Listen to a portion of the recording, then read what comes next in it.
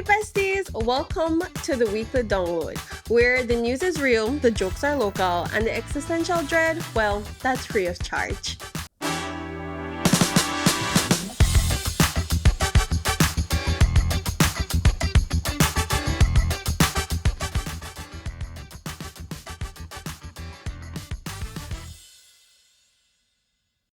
First up, New World Screwworm is back in Belize.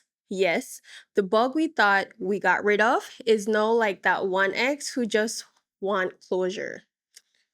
Since December, over 63 cases of screwworm have been found across the country.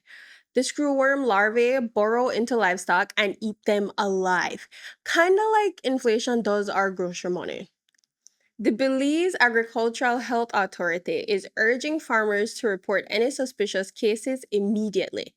And here's the kicker, it's not just livestock at risk. Screwworms can infect any warm blooded animal. Yup, even humans. So if you start limping like you partied too hard at a Greek show, you better call a paramedic or you better yet call Baja.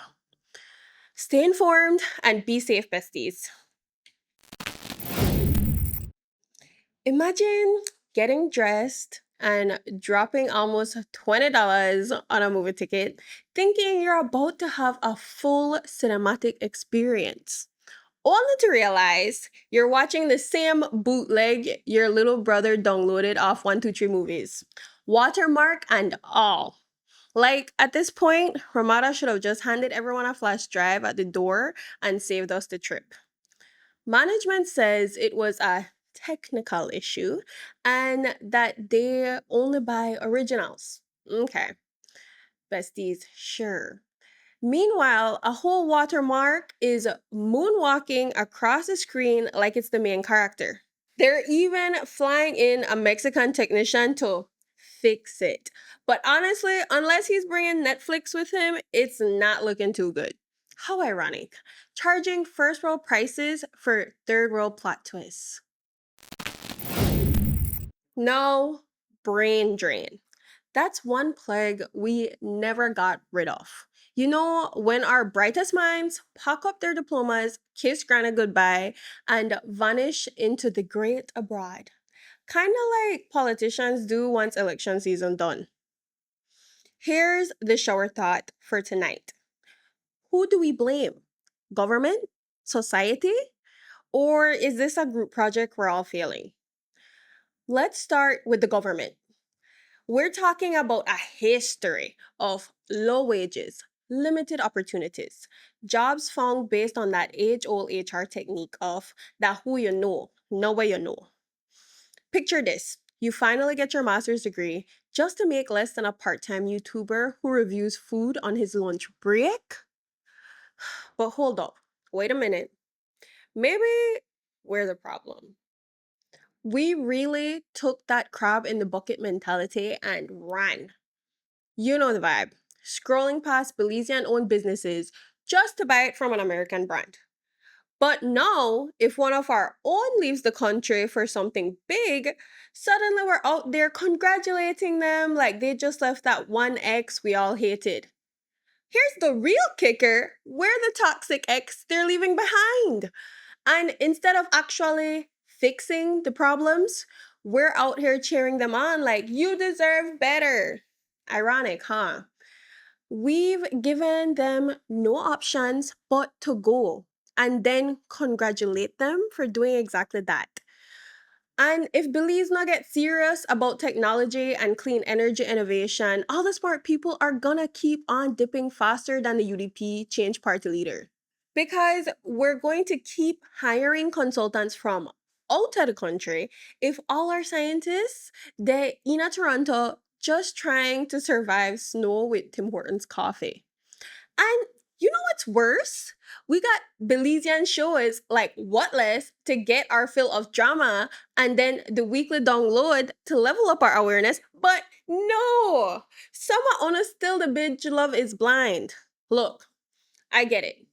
We have a long way to go, and we can't fix it without real institutions that actually want to hold up. But that's just my 2 cents. What do you think, besties? How we could work with the government to slow down this brain drain before Belize really not got talent? I'm in my gym era, so let's talk about creatine, besties. You probably think creatine is just for gym bros, but plot twist, turns out creatine might actually save your brain when you're running on zero sleep. A 2024 study found that taking a high single dose of creatine, like 0.35 grams per kilo of your body weight, can literally stop your brain from frying after pulling an all nighter. Here's the basics, besties.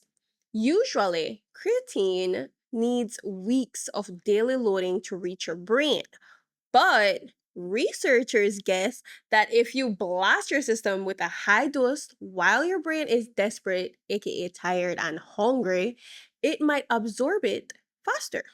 So, this is what they did. They kept people awake for almost 21 hours straight, gave them either creatine or a fake placebo, then scanned their brains and ran cognitive tests. The results? Creatine kept the brain's energy chemical like ATP and PCR from crashing. It even helped processing speed and cognitive performance stayed solid. Bonus, it stopped their brain's pH levels from dropping, aka the brain stayed less fried.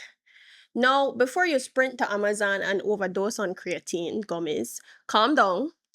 Scientists still say it's not a magic cure. It helps, but it's better as a part of a long term diet, not just cramming it like study notes before finals. I do not in any way, shape, or form endorse ODing on creatine, besties.